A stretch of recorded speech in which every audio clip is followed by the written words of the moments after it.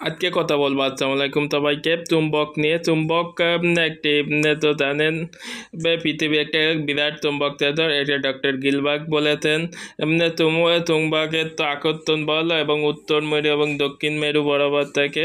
এই চুম্বক নিয়ে কথা বলবো। চুম্বক দুই প্রকারের, প্রাকৃতিক চুম্বক যেটা খনি থেকে পাওয়া যায়, একটাতে কৃত্রিম চুম্বক। কৃত্রিম চুম্বকের ভিতরে আবার দুই ভাগে, স্থায়ী এবং অস্থায়ী। স্থায়ী চুম্বক সাধারণত আপনারা দেখে থাকবেন যেটা কোনো কিছুকে আকর্ষণ করলে তাতে তাৎক্ষণিকভাবে আকর্ষিত হয় এবং চুম্বককে তো বজায় থাকে, যেটা স্থায়ী চুম্বক। এবং কোনো চুম্বক আকর্ষণ করার পর কিছুক্ষণ পর আবার ছেড়ে যায়, সেটা অস্থায়ী চুম্বক। এতে চুম্বকের তো অনেকটা নষ্ট হয়ে যায়। চুম্বককে আবারও তিন ভাগে ভাগ করা যায়: প্যারাচুম্বক, ডায়াচুম্বক এবং ফেরো চুম্বক। প্যারাচুম্বক কম আকর্ষিত এবং ডায়াচুম্বক বিকর্ষিত এবং ফেরো চুম্বক আকর্ষিত বেশি।